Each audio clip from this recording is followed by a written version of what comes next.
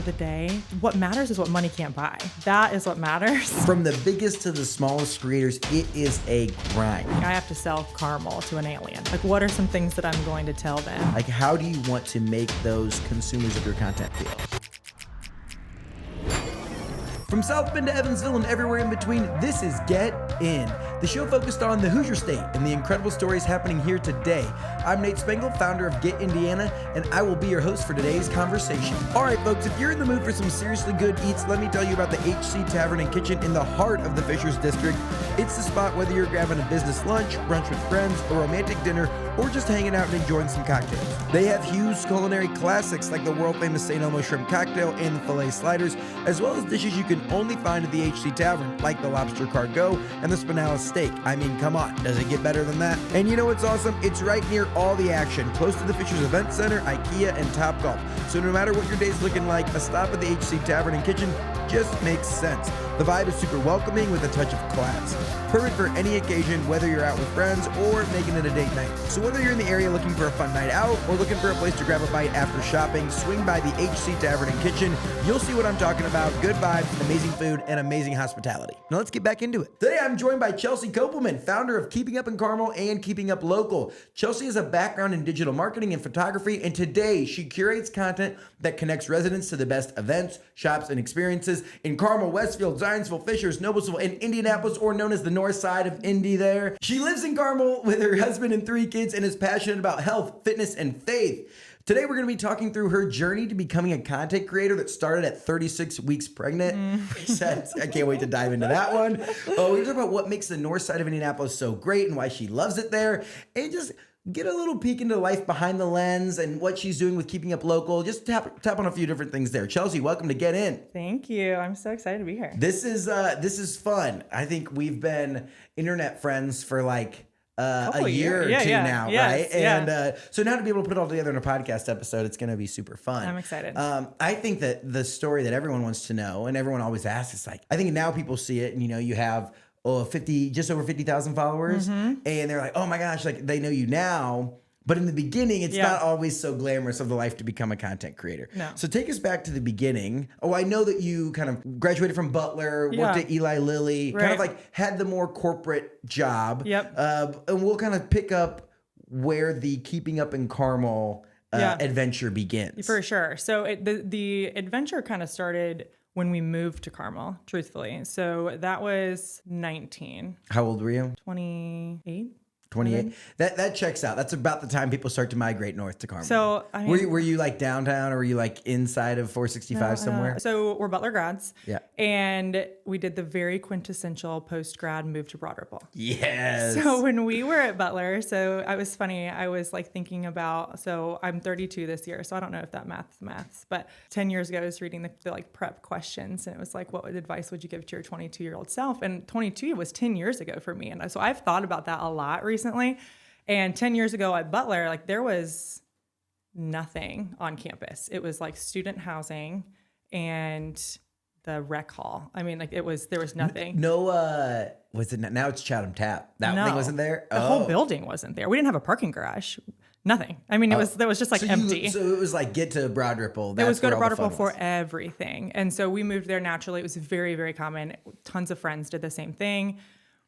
We were in a little bit of a different life stage. So I got married 3 months after I graduated college. So that was very different. So you were engaged as a senior? My junior. I was engaged as a junior. That is non-traditional. Very non-traditional. That's fun though. I know. It was really fun. All of our friends like rallied behind it too. So that made it even more fun. But it's like usually it's like the lavaliering stage. Oh, we did that too. You did that too. Of course. Yes. I'll never forget my lavalier. That was so fun. I love it. Okay. So you graduate from Butler. You move to Broad Ripple. That's right. And then you do what 26, 27, 28-year-olds do. And you migrate north. Yeah. But we had a baby before then. So that part was different. So that's what brought us to Carmel. So we were both working at Lilly. My husband works there too. I was working there at the time, and we lived. Wait, you guys went to the same college. You were engaged in college. You got married, and you worked at the same place. That is correct. Yes. Heck yeah. It is. Fun. That's a funny story. We can get into that too if you want to. But yes. So we lived on Kessler. So it was like busy. and we loved it. And then we brought this infant into the world and we realized, oh my gosh, it's really loud. Like we're trying to put this, we never noticed that before. And we were trying to put this little baby to bed and there's like a Harley Davidson race going on in front of our front door. And our front door was seriously like a few yards from Kessler Boulevard. So it was crazy loud. And there wasn't really great walkability to like go on walks. We didn't have like a sidewalk. So ultimately, we just kind of outgrew our space. So we moved up to Carmel. Everybody had said like, that's where you need to go to put down roots and like start a family. Like that's what you do. It's the Hoosier dream. It is, right? Like, yes. And move to Carmel, have a few kids. Come on. That's right. I first wasn't bought into it though because we were in the small little area of Broad Ripple-esque that was in Washington Township. And so we were Washington Township schools and we had this super, super cute elementary school at the end of our like block basically. And I was like, oh my gosh, like I just want to stay around here. That school seems so great. We looked around there for a while and just couldn't find a house. And so my husband, who has a little bit more of like a suburban vibe from his childhood, was kind of like, maybe we should branch out. So we found this house. It happened to be on a golf course. So he was like, yeah, we're moving here. And I was kind of like, okay, I actually love the house too. So we did it. But at first I didn't, like I moved to Carmel and I was kind of like, what? I just felt a little disappointed because I didn't, and it wasn't anything that the city did. It was more so me. And I came from this area in Broad Ripple and at Butler that I felt so connected to the community. And that made me happy with living there. Like I was excited about being part of something. And then I moved what felt like foreign territory. And everything felt very different. And like more than likely you were the first one of your friends. 100%. So it wasn't like, yes. Like you could just meet on Broad Ripple or meet on the Monon and go for a walk with one of your, college buddies. We knew no one. I mean, because we were from an age perspective, even the people that we worked with, we had our first kid when I was 25, and our peers at work were just in a different life stage. I mean, your peers at work were like at Raskeller, hanging out. And we still did that too. We just had to get a babysitter. But anyways, so when we moved there, everybody just was in like, from an age perspective, like a little bit older than us. And I just felt like I just moved to this foreign country. It felt like I knew nothing. I didn't know where to go to the grocery store. I didn't know where to go out to, like, if we wanted to go have a date night, I was like, where do you go? And this is 2019. Like Midtown Carmel at that point was like still under construction, like barely being created, a thing. right? Yes, barely a thing. So, and then COVID hit. And at that point we had, I was pregnant again. And so we really just had like a very little bit of time pre-COVID to kind of get out and explore where we had just moved. And so then post-COVID, we had 2 kids at that point. I was very much, at that point had stopped working for Lilly, and I would started primarily staying home with the kids, running this photography business on the side as well. And I was like hell bent on getting out of the house as much as humanly possible. Just trying to figure out how we were going to build this life here and just become like ingrained in where we lived and just feel happy here. And so it was like every single day we have to get out of the house at least once, like hopefully twice, and just to do something, whether that be with the kids, without the kids. Like we just need to figure out where the heck we are and become comfortable here. And so then we started to slowly but surely meet people, become ingrained in the community, figure out the best spots.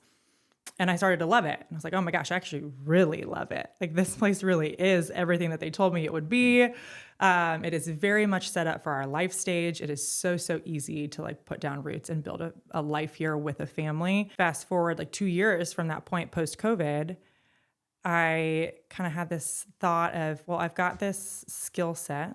I've got my backgrounds in digital marketing. I used to run digital marketing for a brand at this large company. Social media was a part of that. I'd use social media personally, but never really put like my business brain behind it. And now I have this need that I have like done some hard work to try to go find out how to meet it and like understanding what to do, but it wasn't efficient. Like I did not efficiently get plugged into this community because there wasn't a resource for me to do it. And so it's like, I don't know, if this was a need for me, I'm not from here. I grew up in Fort Wayne. So I'm like, I have no idea anything about the history of Carmel, the history of Westfield, the north side. I don't know anything about it. Yeah, and it wasn't like your parents played golf with someone else's parents and then Absolutely you not. had the Garin Catholic roots, like, yes, no. which is great. And I love I do too. the like community aspect of, now that I've like, gotten inside of it. But Yes. at first that can be daunting when It's you move to so a new daunting. place. Absolutely. And like I was raised by a single mom in Fort Wayne. Like I knew no one. What high school? Snyder. Snyder. Is that the Panthers? You got it. Come on, let's go. Come on. Yes. Okay, so Snyder, then to Butler. Okay. Yes. So you're starting to like, you've created, or you've kind of found the way to build community in Carmel. Right. And you're getting plugged in. Your quality of life going up. You're making more friends, For doing all sure. this stuff. And I'm happier where I'm living. Yeah. Where does the spark come to start to document this or share this? Because I just felt like it was something that I wish that I had had. And I felt like I had a skill set so that I could do it. It was interesting to me. I was at that point running a photography business. I was doing primarily like newborn and family photography. Loved creating in that aspect. That was like my baby once I left the corporate 9-to-5. And I was using social media from a business perspective and to grow that business. And I just felt like there was this need. I had a need personally, and it was a test. Like if this would have helped me when I moved here, are there other people out there that this could that could serve or that they would find helpful?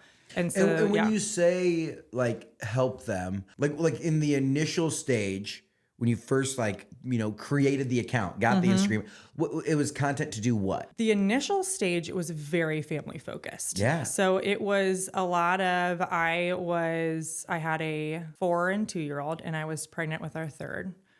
I was 36 weeks pregnant when KUIC launched. And it was, my husband was like, "You're insane. You are absolutely insane." What was how long did you sit on the Instagram handle? Oh, not very long. This was very You just overnight. thought like, this is it. This is it. Yes. Yeah. It was kind of like a strike of like, I kind of want to get this done before I have this baby. You're 36 weeks pregnant. Yes. You create this Instagram. And what was your first post? My first post was like an intro to what I was going to do. And then I quickly had a long series where I went out and gave like a very in-depth look with several factors for the Carmel Clay parks and playgrounds.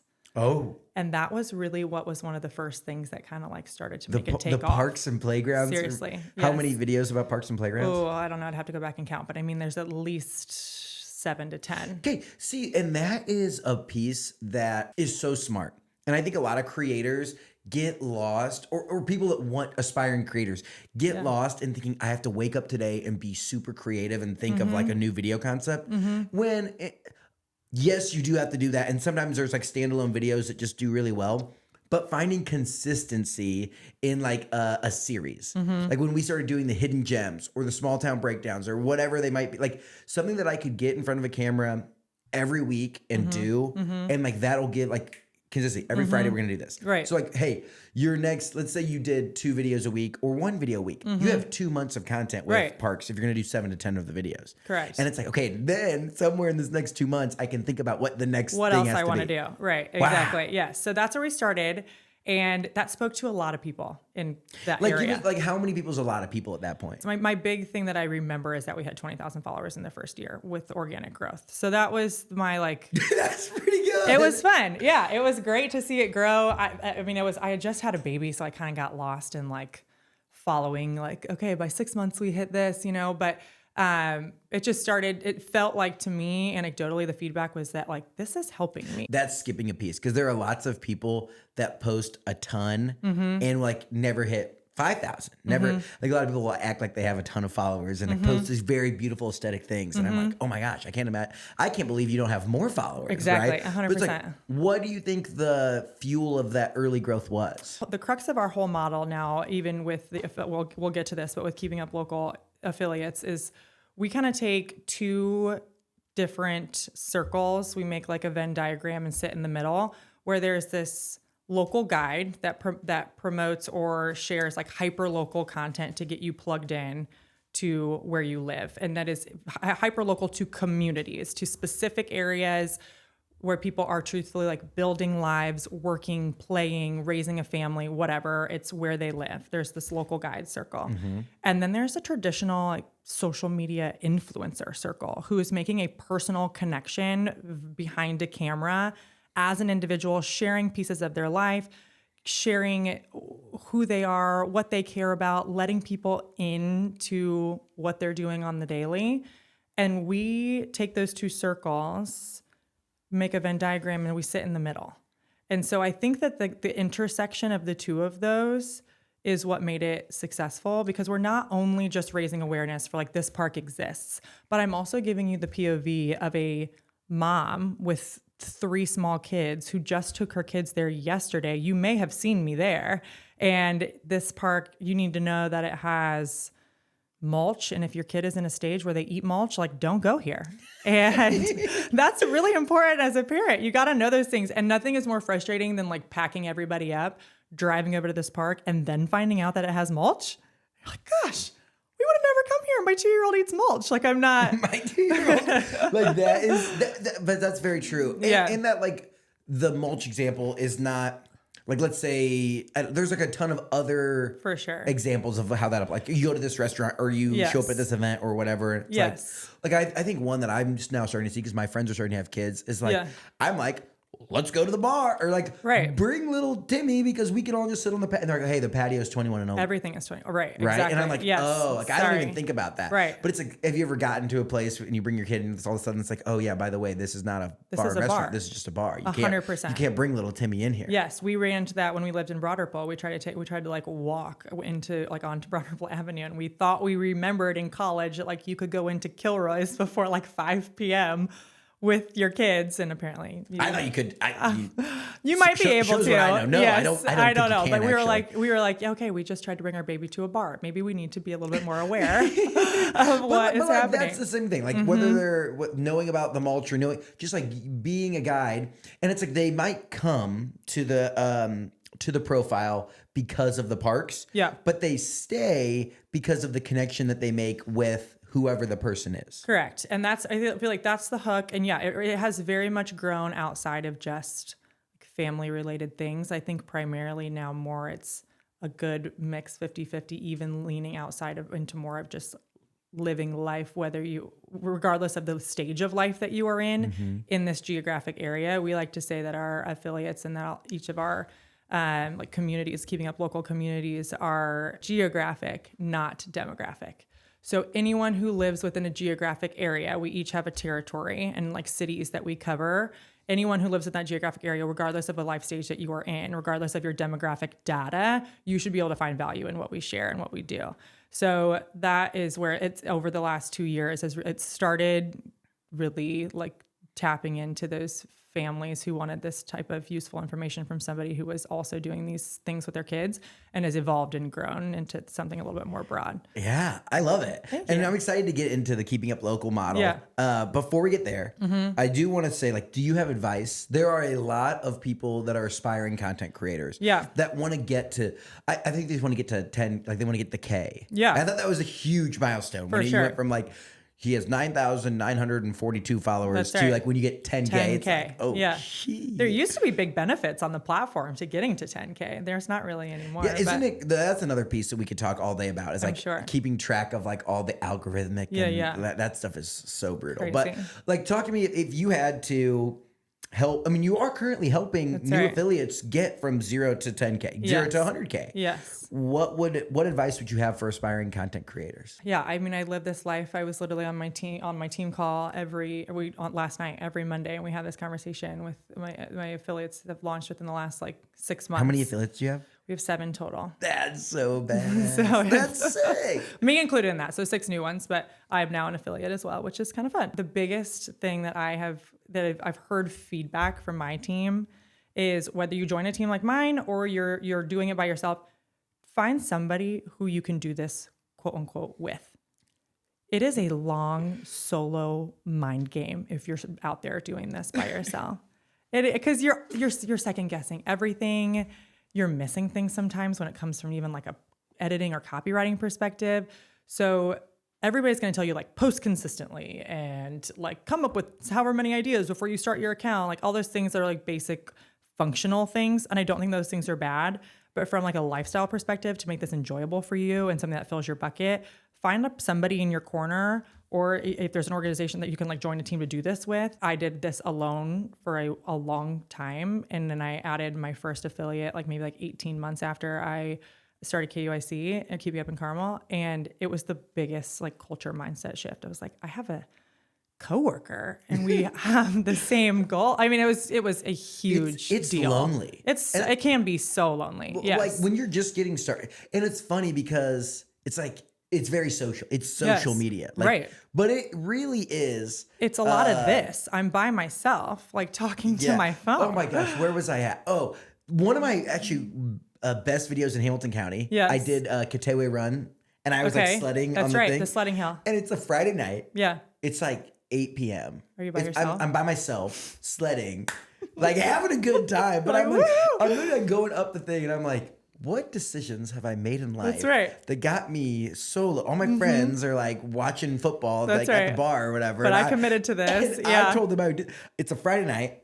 I'm on a sled on a little toboggan and I'm like asking the owner all these questions. Like I'm having a good time. Yes. But it's like, that was one of the times where I was like, man, I like really want to win. Right. Like I really want to do like you gotta really love content and doing the whole thing to be like that. It's like everyone sees like, oh, they get to go to a Pacers game or do the Indy 500. It's like you don't see freezing your ass off on a Friday night by myself. Like all the solo ones to like get the shot. I know, because you make these commitments to people. And nobody has time in their schedule. Like it's only so many times you can ask so many people like, hey, can you come with me to help me film content? And like that kind of thing. But yeah, it is. It is. We do have to give like a brief shout out to the friends. Oh, 100%. Shout out to the friends that are like always game for like a fun adventure. And they're always saying yes. Yes. They come and like hold the camera or like, or just like smile and wave. That's like put on this give hot me dog a cheers. hat. Yeah. That's right. Yeah. Look like you're having the best time. Oh my gosh. Because you really are having the best time. And eventually I feel like you get to the point where they're like, oh yeah, like we'll go do this thing because it's free or whatever. Yes. Okay. So the one thing you say is like find either peers or coworkers or people that you can go on this journey with to brainstorm, do all the things with. That's It's good. Yes. Any other advice for people that want to get from 0 to 10,000 followers? I think the other thing too is to kind of find your lane, and then how are you going to bring some, like if it's a saturated industry, so there's likely not going to be you're not going to find a lane that like there's absolutely no one else in. So how are you going to be different within that lane and drive unique value that nobody else can deliver? Because we all have unique traits and attributes and skill sets and talents that we can deliver through a digital platform. Every single person can do it. But it's how can you harness that and deliver it in a way that is unique to what is already out there? Like find the lane that you want to play in, and then your strategy within that lane needs to be unique. Yeah, especially early on. Like if you want to get to 10,000 followers, I'll give it away. Like what I would do. I'm eager to hear what you would say. Yeah. So if someone brand new is listening to this podcast, like I want to become a local influencer, or I want to get to 10,000 followers. It's like, okay, find the thing. I would eat at every restaurant in downtown Indianapolis over the summer and document that journey. So then like you win this lane, or like find your thing. Like I'm going to every state park in Indiana, or I'm going to do this, like I'm going to be the expert on this thing. And if you become the expert in Mediterranean restaurants in Indianapolis, like they're going to know like, oh, I'm coming here for a falafel. Like 100%. And that would be like a way to get some momentum. And That's and I always say is like start at the, like, if you have a small circle, like maybe your small circle was like Carmel moms. Yes. And then from there, it's like, oh, then I started to build content that was good for Carmel moms and Carmel dads. That's and then Westfield moms and Carmel moms and Carmel dads. Yes, you know? exactly. And you just kind of build out from there. Yes. You got to find something to like put your signature on to start. What do you feel like your first thing, like this, like I'm putting my signature on this? Becoming like the go-to guide on how to navigate outings with young kids at the start. I mean, a lot of people look at me like I was crazy, but I would take 3 kids 4 and under to like Colts training camp for 6 hours. I don't even know. And film it. And film it, right. So it would be things like that where it's like, okay, because I've had these tips and I saw what you shared, and like I would share like practical things that parents would want to know before you went. Like it's a clear bag policy. So you need to bring, but each person can have a clear bag. So if you need diapers, pack your kids a gallon size clear Ziploc bag and put it in your wagon and then call it a day. Like, be like, oh my gosh. Because you leave the house, you've got like 3 kids in diapers. You're like, I can't pack all that in my little clear bag. It's practical tips like that people are like, oh my gosh, a mom actually experienced this and she's actually writing about it. And now I feel more confident to go out and try this new thing and make this memory and experience this thing that I would have otherwise felt too intimidated or felt too overwhelmed to go and try with my kids. So I think initially that was really, it wasn't just that I was raising awareness for things to do. It was, I was telling people in this similar life stage that I was in exactly how to do it successfully and how to have fun while they were there. Yeah. Cause I think that there is that little extra, you find your thing, right? And it was like, not only am I telling you that Colts training camp is going on this weekend, right, I'm also telling you like the hacks or the secrets or the tips to make it an enjoyable experience. That's right. Exactly. I love that. I think that's super cool. Thank you. So 20,000 organic followers in the first year. Then 6 months after that, you brought on Keeping Up in Greenwood. Greenwood. That's right. Yes. So we started to realize, so we have a couple pieces too of our model that are like pillars and are easily replicable. So we've also kind of become this niche for being a sharing of like events and being the go-to to find what's going on in each of our communities every single week. So we create these organic newsletters that then translate into posts on social that showcase the top. It's a curated list. It's not exhaustive of every single thing that's going on. It's curated based on like our POV. If you ran into me at the grocery store, I would truthfully tell you like, this looked fun and I think that it would be worth your time to go. And we create these lists organically every single week. They're fresh. All of the events are either available for you to attend, or if they're sold out, we marked that they are sold out, but they are not like stale revolving. We put the time in to curate these lists every single week. And those are pillar pieces from a social perspective, and then also on like a blog newsletter perspective. And so we had those pieces, and then we kind of had this filler content. So it's kind of like seeing the wheels turning of, if this is helpful to this community where I live. I also was getting a lot of messages asking for these park reviews specifically for Southside parks. They're great parks, but I'm a mom of 3 kids, 4 and under, 1 being an infant. Like making a park trip to a park that's like an hour away from me just didn't seem, it wasn't feasible. Who's paying for that? Yeah. You know? I mean, at that point, it was just like, well, this is fun, kids. Like, let's go do it. That's another piece that I want to get into. Is like, you have to, I feel like a lot of people want to be creators. You have to extend your timeline on when you're going to make any sort of money. That's correct. There's like a break even point, and it's not 10,000 followers. Let me tell you that. No. You got to be in it for the long haul or have a passion that's outside of just, dollars. But either way. So I kept getting these requests specifically for the South Side, and they were all great requests, and I really wanted to fulfill them, but like feasibly for our life, I just couldn't do it. And so then my brother and sister-in-law live in Greenwood, and she has a similar professional background, has some digital marketing experience, and kind of floated the idea of like, hey, this is, you've seen what I've been doing for the last year or so. How big was your account at the time? At that point, it was probably 25-ish. Probably getting another 5,000. Like enough where you're like getting like free dinners, I mean, there was collaborations for sure, and it was definitely something that was having to be more scheduled like a job than it was just like for funsies. Like, what do you want to do today? It was a little bit more like a little bit more strategic, a little bit more intentional, but I just couldn't, I always felt bad, like having to say like, I would love to do this or this on the south side of town, but I just can't. But it also would be like not in the brand. It wouldn't be in the brand. I don't know that I had the brand formulated that well yet as that like I speak about it now. I was kind of more like, maybe this could be like helpful to my audience. I don't really know how many people I have down there. I mean, I was truthfully like, it was a crazy time in life. I don't think that I was as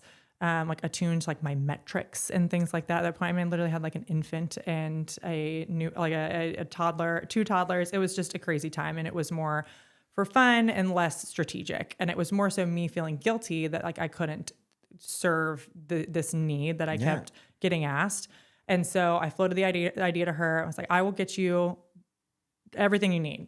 Trained up, ready to go. I already kind of have this model. So you at least know like every single week you're going to have 2 posts that are going to add value to your community. Every single week, they will bet on it. They will come to your account, and they will know that like, this is the girl who's going to tell me what's happening every single week, Monday through Friday, and then also like a weekend roundup.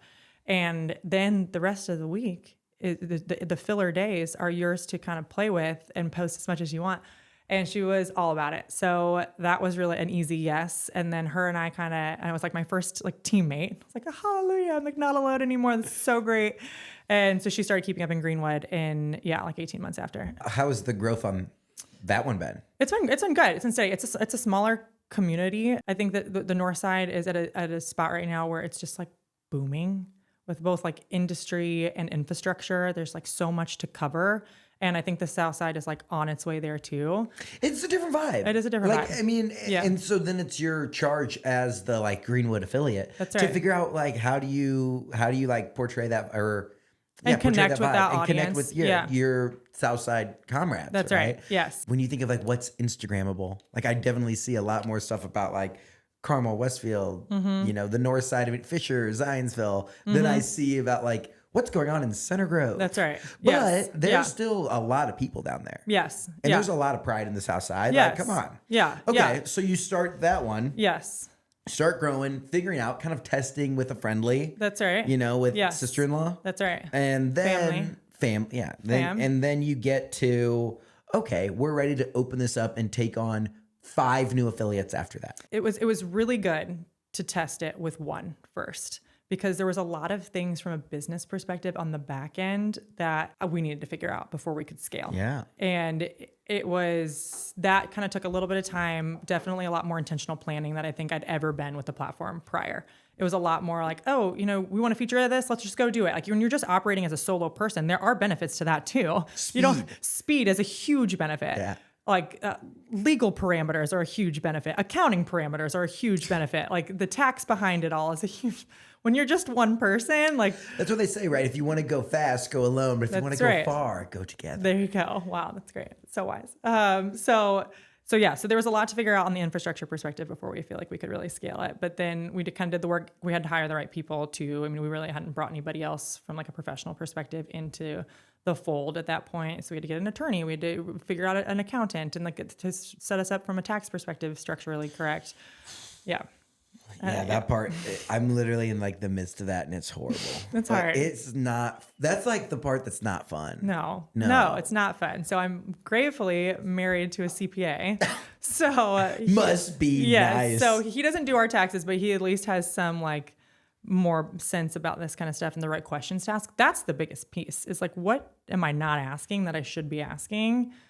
Because I'm going to wish I asked it in 6 months and then there's going to be an issue or something like that. So, and it's like, I think that a lot of people, when you're, building this affiliate network, they're not thinking like tax and legal. They're thinking like, oh, you just have to go out and like get some restaurant partners. Right. Yes. That's the easy part. That's all you had to worry about was finding like cool stuff to do and like the events and like the guides. Oh my gosh, it'd be no brainer. That's fun. That's what we do. But the other piece is, it's the meat. Which is why it's not super common to like build out this infrastructure and do it. So, which I'm very, very impressed with. I think it's super awesome. Thank you. Okay, so you get to the point where you have all the infrastructure built and you're ready to launch and you just put out a post and all of a sudden like everyone and their brother's knocking on your door like, I want to be keeping up in Scottsdale. It was I honestly truthfully had low expectations because I just didn't really know. I mean, it was historically any new like initiative that I felt like I did, even like keeping up in Greenwood, it was a poll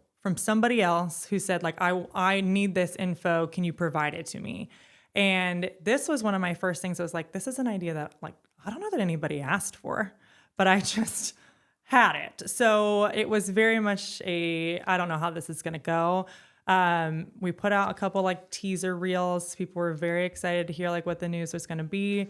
If you were really, really watching and like reading all of the content that both Maddie at Keeping Up in Greenwood and me put out and the way that things on our websites and our blogs and our newsletters were phrased, you could have probably like seen this coming. We used language around like Keeping Up in Greenwood is the first affiliate. Keeping Up Local was never like, that was not an established name, but we kind of used the terminology of affiliates thinking that this would maybe come up. And so the writing on the wall was there, but we didn't like ever fully like publicly debut it. And then October of last year, we put it out there. I was like, if we get 10 applications and before the end of the year for us to review and whatever, I would have been like so happy. That would have been amazing. And yeah, it kind of went a little crazy. We had like 70 applications in like 50 different markets. So Stop. it was, yeah, not all of them were obvious. Like not everybody was like a great fit, and there were a ton of overlapping markets, you know, which that's hard. Yeah. Yeah. Yeah. Oh my gosh. You're like, oh, if we get 10. Yes. You know, if we could just get like north, south, east, west of Indianapolis, like we'd be That'd be great. But Yes. it's like, Yes. you get 70 applications in Yes. 50 different markets. Yeah. Yeah. Then like going through all that, it's Yes. like, that was the part that was like, congrats, you just signed yourself up for not only Another are you like job. tax, finance, legal, Yeah. marketing, you're now also HR. HR. Like, So I told like all my friends, especially my husband, and after like the first few days we're going, it was, you know, like the first like 5 days after the launch and the application was out, and I kept like seeing all these ding, ding, ding, ding, ding. It's like, I think that I could have just made the worst mistake of my life, because I just didn't expect the volume and I didn't have a good plan in place. But this is where, back to like my advice as creators, my family and friends rallied around us so big. And we had this spreadsheet, and it was like one of my best girlfriends who now works for me part-time, who has been part of this since the beginning, Maddie, who was already on board in Greenwood, my mom, who's been very closely involved, like my biggest fan, yeah. my husband even, who like is, you know, a dude, and it's mostly women who are applying for this. Like they're all, wait, there was some dudes? oh yeah. Heck Yes. It was so fun. yeah. Actually. So everybody kind of, we had this big spreadsheet watching all of these applications come in. We had like this tracker system on like who's going to call who first, who's going to move them to the screener. And then they got passed to me, like as like the last kind of round of like, I don't call it an interview, but more of like a vetting process, I guess. It was their audition. No. Like, are you getting your golden ticket and going to Hollywood? No. The biggest thing that I learned from all of it, and then I've added more like meat around the application and like the education before people apply, or before we even get to the screener, is the amount of like time and work that goes into something like this. That is a huge kicker, that kind of people self-select themselves out because we have these posts that are required as part of being an affiliate every single week. Those take a certain amount of time to create. Then there's like just popping the hood a little bit and giving people the insight into like, this is what.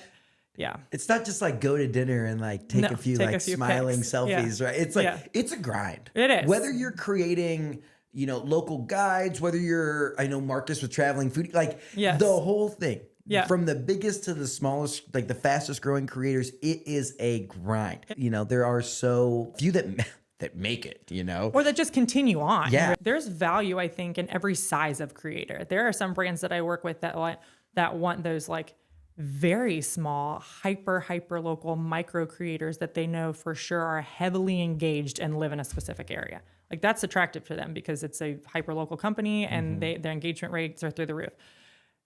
But it's more like the longevity piece of like, are we going to quit after 3 months when you don't go viral? Like that's the piece that I think is really what's standing. Yeah. I love it. I think that's crazy to get 70 applications in 50 different markets and then have to go through all that. And I always say, like, how many of them were already doing some type of creation?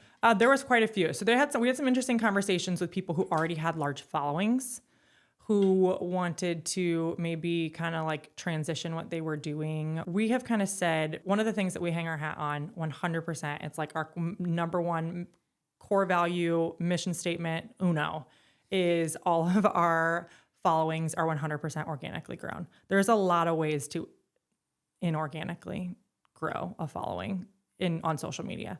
And so not that any of them did, but we've all, like, one of the things to help tell that story is that like each of these accounts on social are going to be fresh.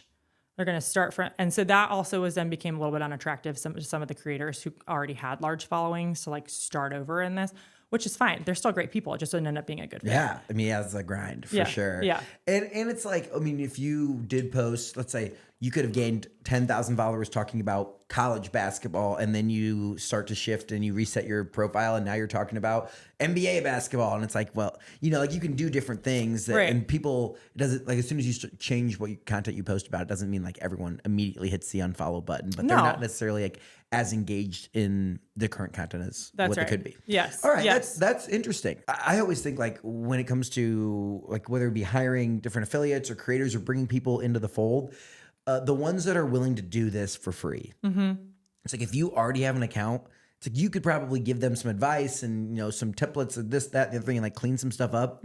But if they're already showing that they have a passion for creating this type of content, it's like that's like half the battle. For sure. It's like I think a lot of people sit on the outside and they're like, oh, that would be really fun, but like, or maybe a little bit nervous to like jump in and create like this, getting from 0 to 1, like getting a post, making your first Instagram reel. Right. Like that's half the battle. There are a lot of community-minded people who love where they live that also, may have some skill sets to like create a really cool piece of content. But there is that like confidence piece of like, well, why would I create? That kind of thing.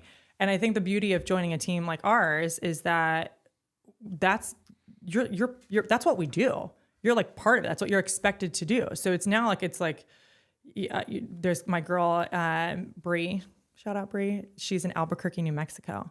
And she's really one of the first people doing something like this. It's been very interesting for me to have to like learn about like the way that people in Albuquerque, New Mexico digest information. It's so interesting that you said New Mexico, because I was just talking to Jim Keller from Keller & Keller. Okay. One of their offices is in New Mexico. Yeah. And he was like, there's such an appetite for this in New Mexico. There's no one's doing it. Exactly. There isn't really. Go. Yes. So there you go. So Bree's breaking through, and it's been like, it's an interesting for us because it's when you are one of the, in Indy, or in Indiana even too, we have a great content creator community, and there's a lot of people that look online on social media to figure out, to digest this type of content, to figure out what there is to do, to figure out where to go. How much more saturated has that been since you started in 2022 to today? I feel like definitely it's turned up for sure. Yeah, turned up for sure. I think that a lot of people are doing a good job though at like finding their niche and their style. When you were getting started, who were you looking at? Marcus from Traveling Foodie Guide was around. Yeah. And he was great. Michelle from Wandering Westfield was around. Yes. You guys started like the same? She started before I did. Yes. Oh, no way. Yes. I didn't know that. Yes. Yeah. I think she has like 2 years on before me. Yes. Yeah. Because she's real. It feels like in the last year or two, maybe year or so, she's like really hitting a stride too. And has been crushing it. So that one was, she was around. I think from my perspective though, and I was trying to figure out my own lane, it was really, there wasn't really many people locally telling me how I could live my stage of life. And so that was where I was like, there's just not anything like that out there. Yeah, again, very family friendly. And Indy with Kids does a great job at sharing things digitally for families. And I used her resource a ton. So shout out to Katie Mann. She does a great job. And she's been like a pillar. She's like probably like the OG, like parent creator in the Indy area, Indy with Kids. So she is, I feel like maybe a little less like influencer vibe. Like you don't necessarily see her on her account as an individual as much, but her content for families is pure gold. This website is like legit. I know. So shout out to Katie. You gotta give her. So she's been around forever. I think like 20 years. No, maybe not 20 years. No, I'm gonna say I think her oldest. That was an exaggeration. I think her oldest is like 12 or something. So I think it was like... Kids are not 20 years. No. Katie Mann, the woman behind Indy with Kids, has been blogging in some fashion since 1998. Okay. So maybe it wasn't that crazy. Okay, all right. Yeah. As a Southern California native, she moved to Indianapolis in 2002. Look at her. I know. Katie, come on. Yes. So yeah, the OG, like she had a blog. Yes. Yeah. And it was so helpful for me. And but yeah, I was really looking for something more in like the area where I was living. But that is a piece, and I totally cut you off about Albuquerque. Oh yes. So it's great to be the first one. Like that's amazing. We have another one in Michigan she's really like the first in her area. What part of Michigan? Rockford. It's a suburb of Grand Rapids. Oh, so it's kind of similar to like my area of suburb of Indianapolis, but of Grand Rapids. Nice. So she is one of the first to do what we're doing. And there's instead of kind of like finding a differentiator, it's a different game. You're finding a differentiator in your creative content because there's other people who are also creating content. It's more of how can I kind of teach and train the people in the community to look digitally for the source of information because they may be looking other places. So it's a different like battle and game when you're going outside of. Yeah, you're like changing like consumer behavior. Yeah, where they're really. like going from Googling it to like searching it on TikTok. That's right. I just started doing that now. It's an And incredible like I'll search go engine. like to wherever and I'll like look it up and I'm like, oh, this has a good. And then I also learn different styles of like, Yeah. oh, there's cool. Cause like that's like a piece that I've been trying to put together for the last, however long I've been 2 years of making content or whatever it is now. That it's like one piece, like Indiana. I mean, it's an all Indiana guy, but it's always this like weird, quirky, like if you actually know me and like hang out with me, it's like I am like that kind of crazy. Yeah. Like I will eat all 4 tenderloins in a day, or like I will do these weird challenges because someone says that I can't. I love and it. so like everyone has to like find their lane or find their niche of the way that they create, Yes. which I think is fun to see it all come together. And it's like if from surface level, I'd be eager to hear your thoughts. It's similar content, the way that I talk about Indy 500 is different than the way that you all talk about Indy 500 is different than Marcus might talk about Indy 500. Yeah. But the topic is the same, but the content, delivery is different. Yes, 100%. How have you been able to find like what works for you? It changes too based on, I think, what the platform is preferring to figure out what works, Are you in the middle of like a huge downturn right now?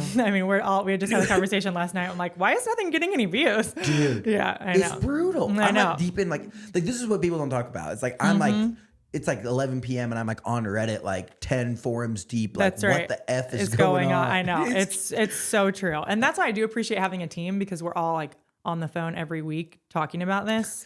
And we're all experiencing the same thing and trying to like, but somebody had something that worked, and like, what was it that worked? And how can we all kind of like adapt that to our own individual markets? And so that is helpful, but we are all there too. And I think that, the platforms play a piece in what works too. But then also I think like social, like listening and sentiment is a big deal for me. And what I encourage my girls to make sure that we keep, or my team, that we keep a really good handle on, is the way that we sequence content, what we're putting out first and which modality that we're putting it out at will help us understand if like the ultimate end, like real in-feed posts or something, is going to perform well or not. And that's strategic.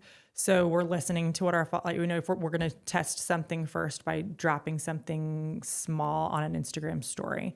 How did our Instagram story viewers, which is our most loyal subset of our following, they are ride or dies. If they're seeing our stories, especially if they're interacting with our stories, they're seeing everything that we post. Like, those are our people. How did they respond? Did it fall flat? Did nobody say anything? Did they say something and it was negative? Did they say something and it was amazing? Like, you have a lot of people who loved it.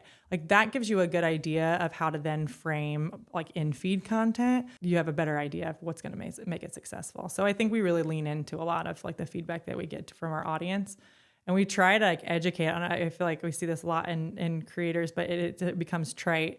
Like it is, we try to talk about like how important it is how much we love to hear feedback from the people who consume our content, because it does help us make it better, and it does unlock things that we can create better content too. Is there a resource, a creator, a place that you get a lot of inspiration from? There are other creators that are from a size perspective in other cities that I've looked at that do similar things to what I do for like a specific geography. And like Los Angeles, like there's definitely, or like Texas. Yeah. Yes. So like big. Oh gosh, I see Austin on my Instagram feed like once a day. So I feel like they're great. I also feel like the creator insights that we have been getting from Meta have really been a lot more helpful than they used to be. Like, just really getting into that like user dashboard and the like insights tab with some of those tips and tricks that they're curating for you are really helpful. Maybe that might link directly to the algorithm. I need to do that. If you're like trying to better understand from a performance perspective, you think it's really good content.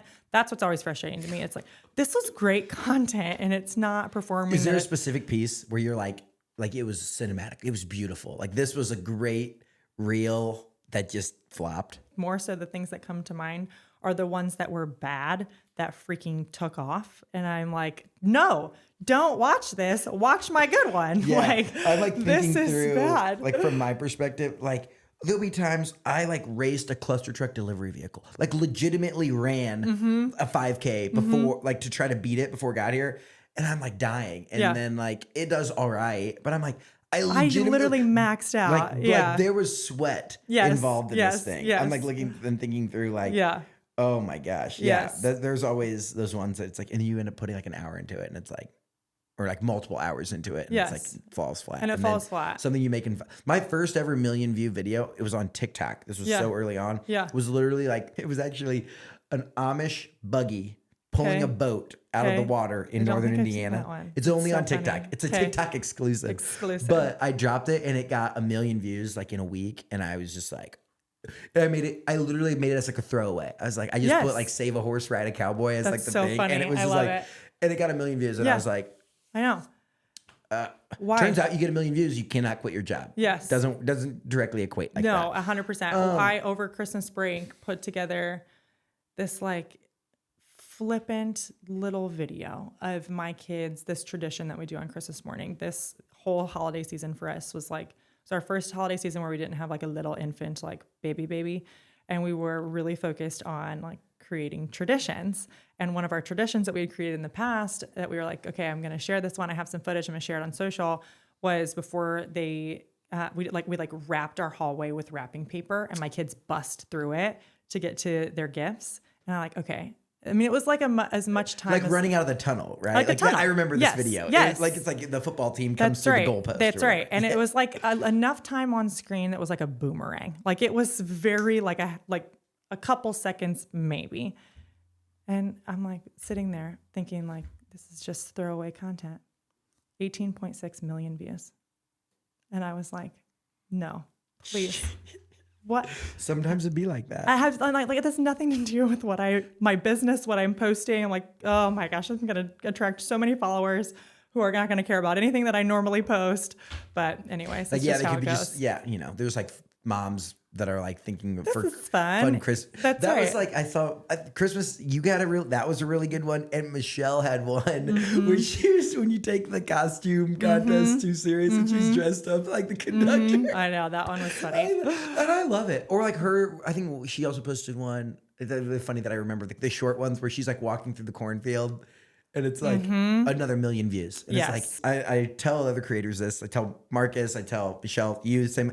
Like, I love it when you guys drop something that's fire, because it also like pushes me to go want to make something fire. Yeah. Big news from my friends over at Hope Plumbing. Now Hope Plumbing, Heating, and Cooling. You heard that right. They are now your one-stop shop for home services, offering plumbing, HVAC, and electrical. New name, added services, but same trustworthy, loyal company. They treat your home like their very own, and now that includes HVAC as well. Book your next home services appointment with Hope and mention Get Indiana, and Hope will give you a free membership for a year. A membership includes important services like whole home plumbing inspection, a free mainline drain snaking, 2 seasonal HVAC inspections, and so much more. That's a deal you can't miss out on. Call Hope Plumbing, Heating, and Cooling and start saving today. Now let's get back into the show. Like everyone's like creating in their own space or whatever, but it's like your artistic rendition of Christmas in Indiana. Right. And I'm like, oh, I want to like, what's my artistic rendition? Yeah. And I don't know. I like it's not like competition, but it's like motivation. Yeah. Where it's like, oh, especially if you, I don't know, are you a competitive person? Yeah. It's been truthfully something that I've been working on being less competitive. Yes. Oh yes. gosh. Yes. Why? Historically, yes. As an athlete, winning is a huge, just competing to win was like a huge crux of like everything that I'd ever done. I feel like it's just became to a point where, and this is not just from a KUIC perspective, this is everything in life, that winning at all costs, like it became like my identity and like all consuming. Oh. And it was just, or it just became something that I felt like was like toxic. And this was a realization even that I had about myself, I think even before I started this platform. So I think especially with keeping up local, like I just like it is a testament that everybody has a unique perspective, a unique personality, a unique skill that they can bring to this. And there's room for everybody at the table because they're going to connect with different people differently. Yeah. That was a big mindset shift that I had, that it's not zero sum. Like, it's not like you win, so I lose. That's not it. It's like, and I love, when whoever, goes out and drops does some challenge that's crazier than me or something. And Yeah. I'm like, he ate 5, like I have to go eat 6. Cause like, not because of the competition, but it's also like, I just am like motivated by, like, I don't want anyone, I would never be like, oh, I hope they drop bad content. It's like, I want you to drop the best content possible. Yes. So, cause it'll push me to go drop like something even sicker. Right. And I just like love that feeling. Yes. Yeah. And then it's like, you talk about brands or whatever. And it's like, well, if actually the best brands to work with are ones that are already working with creators. Yeah. Cause I don't have to like pitch them on. They know. Like, oh, the value of Instagram is, and it's like, if I have to go through and start from there, like it's going to be a very long process. But they're like, oh my gosh, like we worked with so-and-so and really loved it. And like we want to invest into more of this. That's right. Yeah. And that's why you'll see a lot of like the early adopter brands, I feel like, go out and they don't just work with one creator exclusively. They're oh my gosh, we've had such great success. Let's do this everywhere. Yeah, because they're also too, I think a lot of people assume that there are people who follow like a number of creators in a certain area and they cross demographics or from a creator perspective. But then each of our audiences from like a lion's share perspective look very different too from who these brands are talking to. Oh yeah.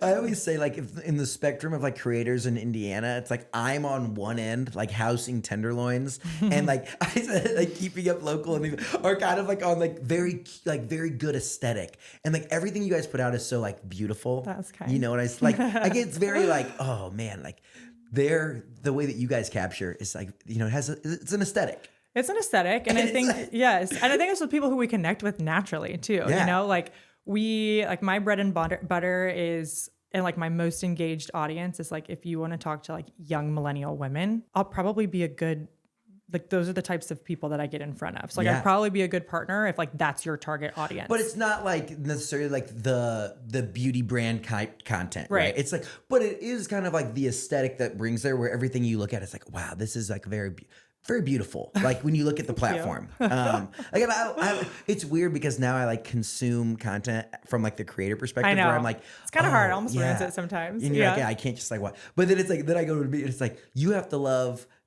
a dude screaming at the camera and doing something absolutely psychotic. Like that's the opposite end of the spectrum. No, I love your content. I think it's so fun, and I think what your mission for like I think that. The first conversation that we ever had on the phone, truthfully, you were like an integral part and kind of, I know you're like, and kind of pushing me over this kind of place where I was sitting on Keeping Up Local and like, do I really have time for this? Is this really going to be meaningful? I remember you like talking about what your plan was, but you were like, I'm still kind of going through and figured. So like, wait, that conversation was like a year ago. So you told me, do you remember what you told me or question you asked me on that conversation, on that phone call? Do you remember? I don't. Okay. So I was telling you the vision because you were telling me your vision for this media company that like puts Indiana on the map. And I was like, that is amazing. I literally am a Hoosier. I wasn't born here, but I moved here very quickly after. So I could say born and bred, but I literally lived here a majority of my life. Like this is so incredible. I think it deserves it. I was so pumped about it. And I was telling you this idea that I had for this. And you were like, are there any other creators who are thinking about things like this? And I had never been asked that question before. And you were like, is there anybody else who's thinking about it like this? And I said, if you're asking that question, like maybe not. Maybe I should do this. Maybe this is something that nobody else has thought of before. So I appreciate that. You didn't even know that you were doing that. Subtle nudge. I do remember the conversation that we had. And a lot of people like just love making content. Like I love making content, and I think you love making content. For sure. That's fun. But like not everyone wants to put a business together. They just want to grow their personal account as big as possible and like get paid to do fun stuff and live a very interesting life. Yes. That's amazing. Super fun. I thought that when we were having this conversation, the way that you talked about this and thought through like a business model and affiliate, and it was just like, oh, you know, like you're an entrepreneur and a creator. Yeah. And you're like blending those together. But so are you. And it's an interesting dynamic because I never like grew up thinking that like business ownership or entrepreneurship. I didn't really know how to define that word. So that was a very new. When people say, it wasn't even until like the last maybe like year or so that I felt like I really like kind of owned that even title of entrepreneur because it just felt like foreign to me. When people start working for you, then you yeah. have definitely achieved the entrepreneurial status. It is. It's just interesting because I was always like kind of hell-bent on a more steady, stable, sturdy, opposite of entrepreneurship Posting career on path. Instagram isn't it like when I like first had quit my job, I had just started dating my girlfriend. Okay. And I had to meet her parents. You're like, And oh. they're like, oh, what do you do? And I post on Instagram for a living. Yeah. I talk. Totally. Yeah, I do. I host a podcast. Maybe, but I'm sure you were excited, right? No? I mean, like, I don't know. Would you be excited? You have a daughter, right? I do, yes. Would you be excited about Well, she's 2 years old. This so one day, you know, yeah. many years from now, this boy coming in and saying like, oh yeah, I'm an entrepreneur. Yes. Like, excuse me, but then what happened? They're from a small town in southeastern Indiana. Okay. And I made a video about their local fest and it got like 150,000 views. Oh, so they're like, yes, this guy's and they're legit. like, and now everyone was like sharing it on Facebook and I went like viral in their community and they were like, oh, I get it. That's my daughter's boyfriend. I love that was it. the stamp of approval. I love now it. We're good. There you go. That's fun and that's great. And I guess I do want to ask, what's the vision?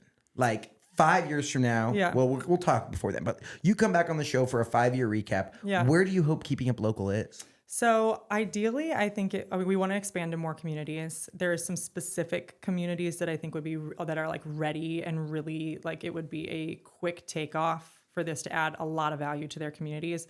I just think they're like primed for it. So there's a short list there that I want to make sure that I would want to get to in the next 5 years for sure. And then I think like the grand vision for this would be really, really cool to get there is if we had enough of these hubs, these central resources in communities across the country that people knew the name and the function of it, that when they were visiting, especially in tourism towns, that instead of going to like the local like travel tourism website and another website, going to 5 different websites to figure out what to do in Albuquerque, blank. New Mexico. That's right. Where instead of trying to, and then you can find that information, but you got to piecemeal it. You got to go to 7 different websites, and then especially 2 events going on like the week that you're visiting. That this kind of becomes ingrained in the consumer behavior of, oh, I'm going to be visiting my aunt in X, Y, or Z. Let's see if there's a Keeping Up Local affiliate there. That would be the dream. And like, yeah, I'm vacationing in blank, blank, blank. I don't want to do all the touristy stuff. I want to see what's on their weekly event list before I go for the week that I'm going to be there. Like that would be the end goal of the vision. We got tons of work to do before we're there, of course, but You're going to do it. That would be the goal. Thanks, Nate. You're going to do your confidence. Because it just makes sense. Like you're an early adopter of this trend of like, again, I would say, from someone who searches that kind of thing when I'm in a new place. Right. Like there are some smaller, or not even smaller, but like some local community creators that do an amazing job capturing that and show me what it's like to actually experience it versus like trying to read it on a menu. And like small business owners and like bars and restaurants or whatever it might be, event organizers. That's right. They're so busy. They're not social media managers. Right. No. They're not marketers normally. They're like trying to make the world's best burger. That's right. It's like, I want to know where the best burger in Fort Lauderdale, Florida is when I'm down there on spring break.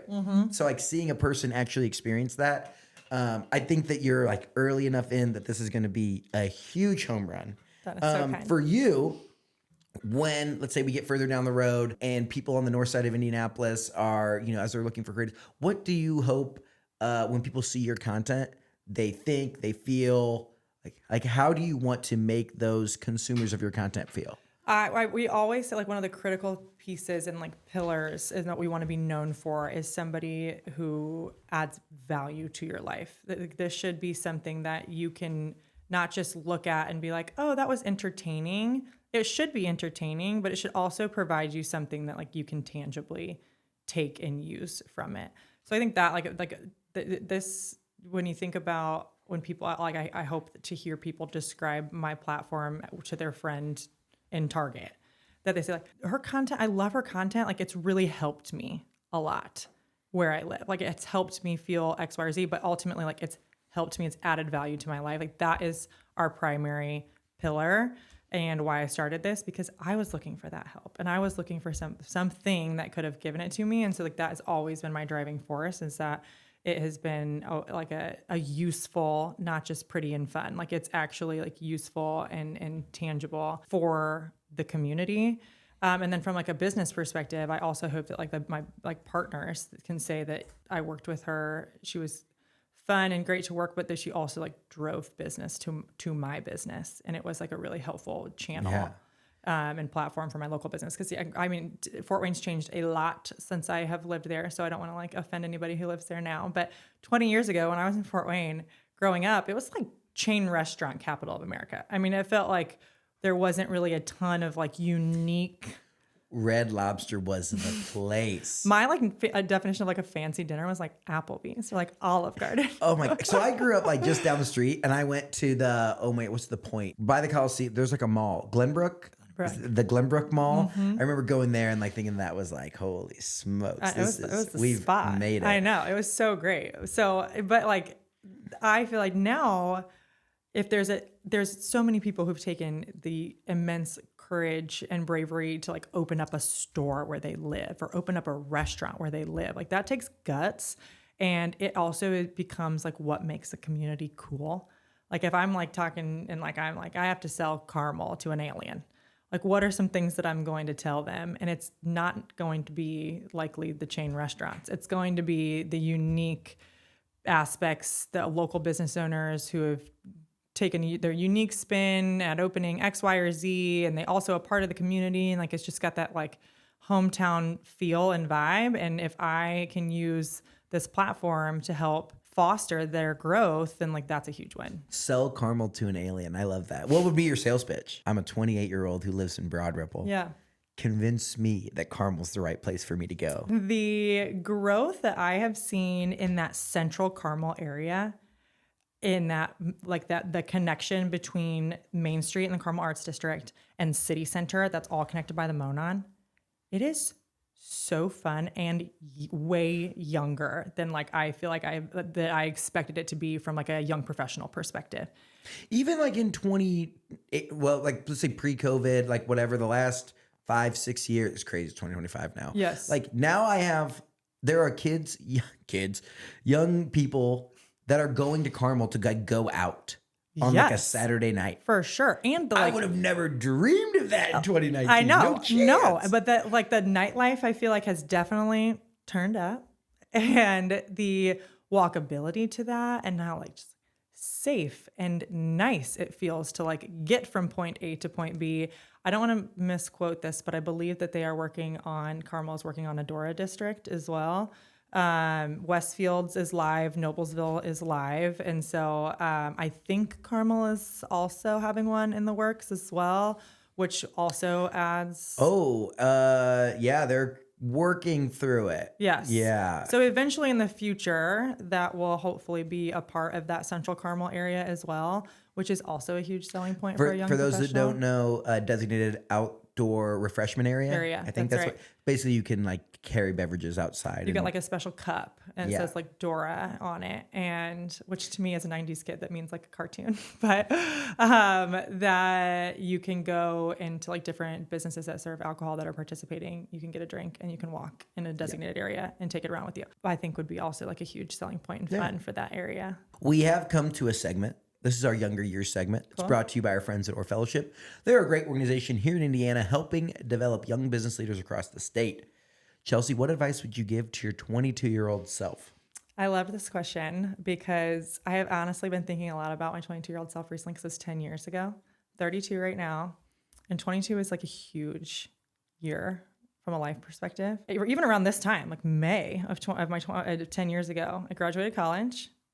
1 month later, I started my dream job at a company that I'd always prayed that I'd work for, and I was for sure going to retire from. Like I was just never, in my mind at 22, I was never leaving this job. This company. I was just going to climb the ladder there and just be content forever. That's what I thought. Then you get those, they start to give you those stock options, all this stuff just like stacks. Keep you reeled in. Yes. So that, and then a month later after I started that job, I got married. So it was like this crazy whirlwind of a time. And I was trying to like put myself back into like, what was I thinking? What was I worried about? And there's two things that I thought of. So the first one is to remind myself that hard work and work ethic should be viewed as a skill. I think at that point in time, I discounted it by assuming that like everybody worked hard. Everybody's got a strong work ethic. That's table stakes. That's not a differentiator for you amongst your peers in anything that you do. or it's just something that is baseline, everybody's got it. And in the last 10 years, I have seen more so that is not the case. That hard work is something that is a skill you can refine, and it can become part of your brand, but it also is transferable to like literally anything that you do. Whatever season in life that you're in, whether you're in a professional season, whether you decide to stay home with your kids, whether you decide to start a company, whether you decide to become a barista, like your work ethic is something that you can refine and you can take to it, and it shouldn't be discounted, and you view it as a skill. That's one thing that I thought of. And then the second one is a little softer, and I would have encouraged myself to redefine how I looked at success at 22. So at 22, I felt like success was very much metrics. What position did I have, and how long did it take me to get there, and how long did it take me to get to the promotion, and what was the salary band that I was in, and how long did it take me to get to the next salary band, and what was the number in the bank. It was very metrics based. It was, like we talked about earlier, competition based, like how quickly could I get there comparative to my peers. And that's so like black and white, and adding so much unneeded stress, and it then consumes like your identity. And I think now at 32, I'm like, what does success look like? And it's more along the lines of like, I get to wake up every morning next to like my best friend, and we do life together, and we have these 3 like beautiful kids, and we get to steward them and disciple them and shepherd them. And we go to work and we love our work, and we think that it adds goodness and light into the world, and that's amazing, but it's not our identity. It's not like what we're consumed with. Just a lot less added self-stress. Like this is stress that I added to myself at 22 because I was so wrapped up in these like metrics that were earthly and ultimately like didn't define me at the end of the day, like really didn't matter. Didn't make me a better person. Didn't make me a better wife. It was so earthly and like materialistic. And I wish that somebody would have told me like, hey, redefine success. When did you come to that term? Motherhood played a huge role in that for sure. Was that a hard decision? You talked about you wanted to retire from this job. Oh yeah. Yes. Was that a hard decision not to go back? Oh my gosh, to the work? hardest. So I did. So yes, it was the hardest. So my journey there, we didn't really touch on this. It was a little crazy, but I loved my work. So I worked for Lilly, and I was in love with my job. I loved who I worked with. It literally like could not have been better. And I still to this day, I'm like, if you have ever had the opportunity to work there, especially as a marketer, do it, because it's almost like getting a second degree in marketing when you work there. They're such a good marketing company. And the way that they teach you like insights-based marketing to the core is just incredible. But yeah, I went back and worked for 2 years after I had my first, almost 2 years. And truthfully, when I was pregnant with my first, I was 24 years old. I don't even know if I'm going to take the full maternity leave. Like I'm coming back here. You're not going to be able to keep me away from this place. I love it. Like I was in a really cool spot. The drug that I was on like was about to launch in the U.S., which is a really exciting time. The drug that she was marketing That's for. right. Sorry. The brand team for the pharmaceutical product. Yes. So it was just a really exciting time. So I just knew that I was going to come back. And then I had a huge heart shift. And I just kind of felt like the Lord, too, was just calling me into a different phase that I never expected that I was ever going to be called to. And I tried to kind of like quiet it and silence it for almost 2 years. I worked adjusted hours. My team was incredible. They let me work 7 to 3. So I could like have more than 2 or so hours of awake time with my son before I had to like put him to bed for the evening. So I got up, left my house at 6:30, went and got him from daycare at 3. They let me do that for a while. I worked 80% for a while. So I didn't work on Fridays for a little while.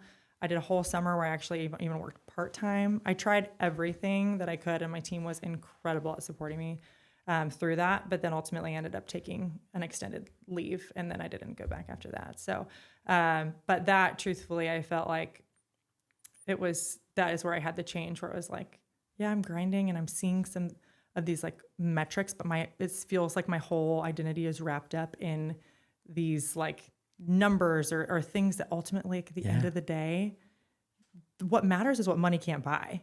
Like that is what matters. And I just am getting lost in everything else. Bang. That's fire. We've come to the end of the show where we have a couple fun lightning round questions for you. All the content that you've dropped since 2022, if you had to pick one piece that you are the proudest of, that just like is your if there might be awards, but if we hosted the first ever Indiana Creator Awards, what would be the piece that you submitted for this? My 1933 opening reel for the Carmel 1933 Lounge, Hughes Culinary's newest in Carmel. I think from a video perspective, it did what I wanted it to. And then from a performance perspective, it also did what I wanted it to. And so I felt like, I look back at my old stuff and I think it's garbage. So I feel like I can't. But I heard that like every 6 months, you should look back and be, I can't believe I would ever post that. Correct. I look at all my old stuff and I'm like, now I bring it to my team calls with my Keeping Up Local team. And I'm like, we are going to like dissect this and we're going to talk about how we can make this better. My old stuff. Oh, yes. Oh, a little transition zip. Come on. They're insane, like multi-$100,000 Turkish light fixture in the center there. Crazy. I got whole the scoop place on that. is It's just awesome. It's a vibe. It's a total vibe. Yes. And so they were really happy with it from a partner perspective. I think the things that stand out in my mind are the times where my content has like really, they're a little bit of a larger organization, but like sometimes when I'm working with individual business owners, like Aroma Room in Carmel is another great example where we did a reel that really spoke to like a main pain point that she tries to solve for people. And the response that she got from a business perspective. Which one's Aroma? What was that one? It was a while back. It'd be hard to find, I think, but it was. I mean, I'm like, you got me convinced that I like need to go get my feet detoxed or something. I know that one's going crazy too. I was watching one and I was like, what the world? Mm-hmm. So it's the big ones that stand out in my mind are ones where I feel like there's driven like crazy impact for these small businesses. So I'm like, oh my gosh, that makes me feel like what I do is meaningful or worth it. So like, obviously a lot of your life is in the public eye, you know, like you post a lot of stuff, but is there one thing that people don't know about you? I think that if any time that you are in a public setting, especially on social media, people assume that, and I love this feedback, that you're going to have some sort of like attitude in real life, like some sort of like elitist vibe or something like that. And the biggest thing that I get, and I try to figure out how to pull this through my content more, because the biggest piece of feedback that I get when I'm actually like running into somebody at the nail salon or the grocery store is like, oh my gosh, you're really like down to earth and like and pretty chill. I'm like, yeah, like I literally am likely toting 3 kids around with me everywhere I go. Like my life is crazy and we're in shambly a lot of the time. So I feel like that is a piece that I appreciate the feedback. I want to try to figure out how to pull that through in my content more. And I don't think that's necessarily a product of you specifically, but I just think when people see the word Carmel in Indiana, they just think elitist. 100%. And I think one of the greatest compliments that people can say is that like, oh wow, you really are the person that I meet on the internet. For sure. You know, like, there's nothing worse, and I've done it, I've seen it, where it's you meet someone who's just not the same person that you've met on the internet. Totally. And I'm like, oh, that's kind of gross. Yucky. That's yucky. And it's even like if you can be better. Where it's like, oh my gosh, I actually like you more in person than I do on the internet. 100%. And I think that when I talk to my business partners too about like what's a good reason to partner with me, and like I have to be authentic and transparent with who I am on the internet,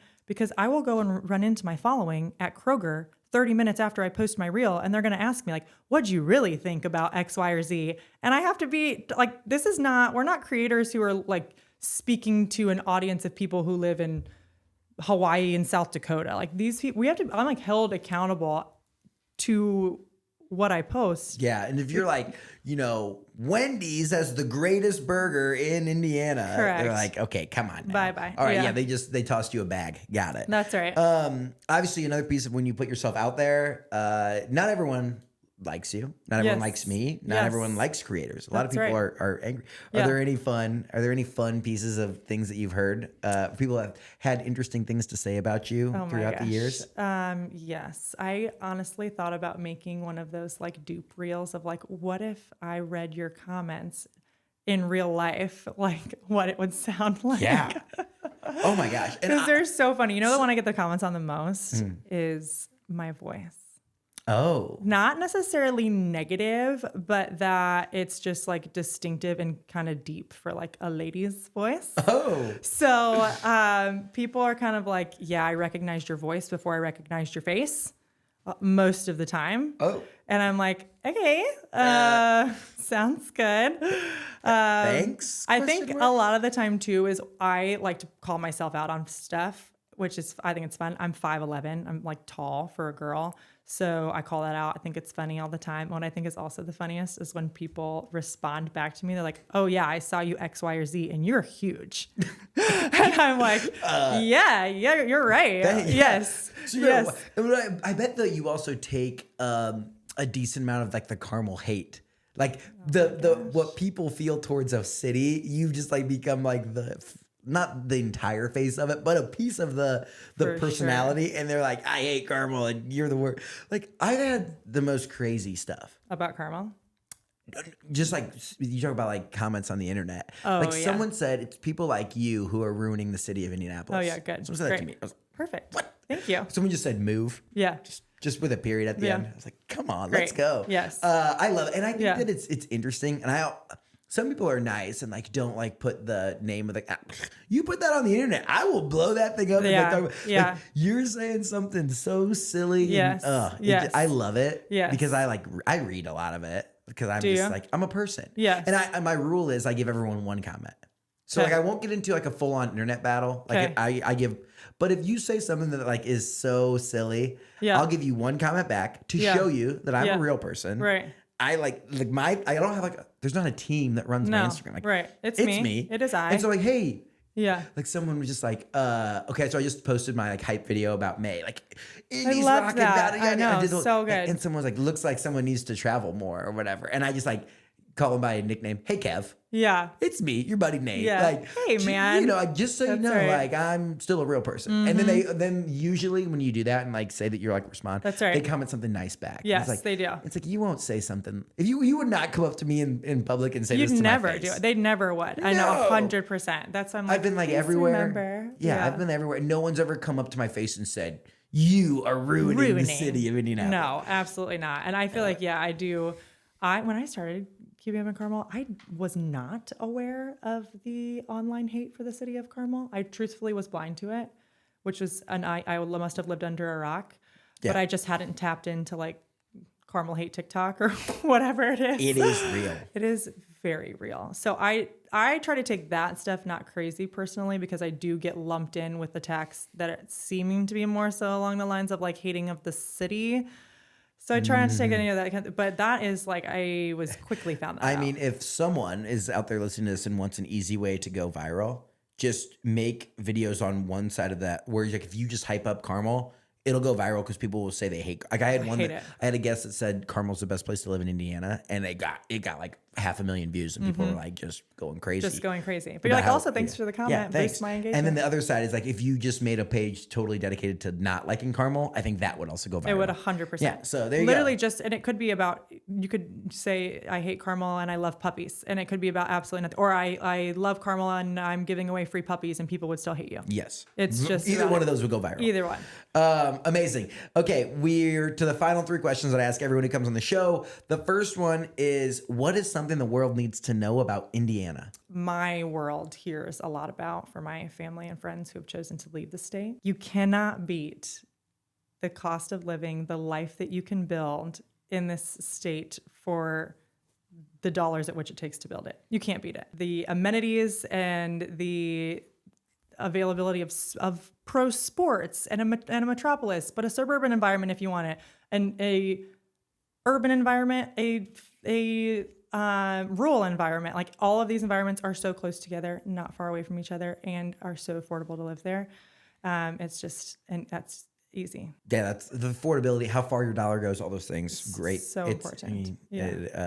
Indiana is really, really good at that. Yeah. All right, here it is. Yeah. You get to shed some light on something that more Hoosiers need to know about. What is a hidden gem in Indiana? Our personal family hidden gem. Oh boy. No, I feel like you're gonna be let down, but it is seriously, it's important to us, and we love it so much. And I did end up posting about it recently, and it did perform well, so I was happy for them. There is this family-owned pizza shop in West Carmel. Shout out Alex Snow if you're listening to this. Roselli's Pizza in West Carmel. It is a one-store shop. Pete, my husband, grew up eating like really good Chicago-style pizza. Grew up in Illinois, and since our days at Butler, he's always said like there is just no good Chicago style pizza in Indy. He's kind of like a self-proclaimed pizza snob. Moving to this house that happens to be like less than a mile away from this pizza place. He's like, this is the best pizza I've ever had. I am obsessed. They know all of us by name. They know my kids by name. Before they see my husband's number on caller ID, they answer, "Hey Pete, you're normal?" Like, I mean, like it's like family. And now like his whole family, who has also this like tie to like actual like Chicago style pizza, coming to Indy, and they're like, we have to get Roselli's. It's the best. So put them on the map. We love them. Roselli's, 30 years in Carmel. 30 years in business. Wow. I love, just so everyone knows, according to their website, the lunch buffet is back. They have an actual, like, when's the last time you went to a pizza lunch buffet? The lunch buffet is all the way back at Roselli's. That's right. Come on. It's there. It's a hidden gem in Carmel. I knew you were going to get us something good. That one is really good. That is fire. We love it. Okay. Roselli, I love it. On Instagram, Roselli's Pizza 1995. That's when they started. You get to share the love with someone that we need to know about. You get to help us find whether it's a new guest or just someone that's doing really, really cool things. So who's a Hoosier that we need to keep on our radar? Someone who's doing big things. I am cheating a little bit on this because there's no way I could choose, but I have 4 other Hoosier keeping up local affiliates that I have to shout out. Equally as passionate about their communities and lifting up their section and their region of the state. So we've got Amanda, who runs Keeping Up in Downtown Indy. We have got Carly, who runs Keeping Up in Brownsburg, covers that full like west side.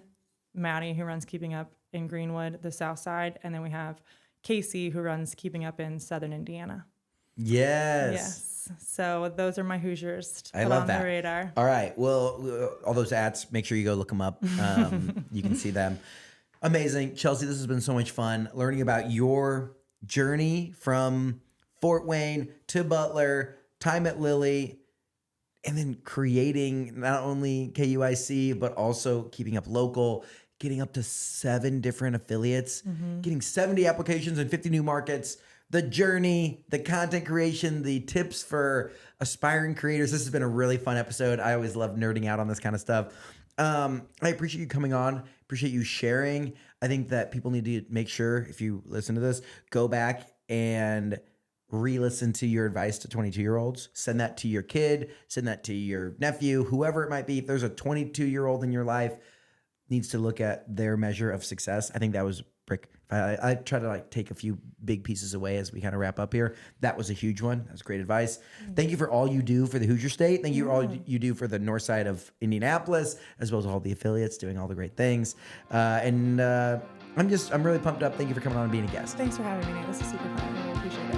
Thank you for listening to this episode of Get In. If you like what you heard, make sure you leave us a review wherever you listen to podcasts. This show is made possible by our friends up at Sweetwater. Whether you're looking to start a podcast or take your content to the next level, click the link in the description to see all my gear recommendations at sweetwater.com. If you want a behind-the-scenes look at everything we're doing across the state, make sure you follow me on Instagram and TikTok at Nate Spangle. Thank you so much for listening and being part of what makes the Hoosier State great. We'll see you next time here on Get In.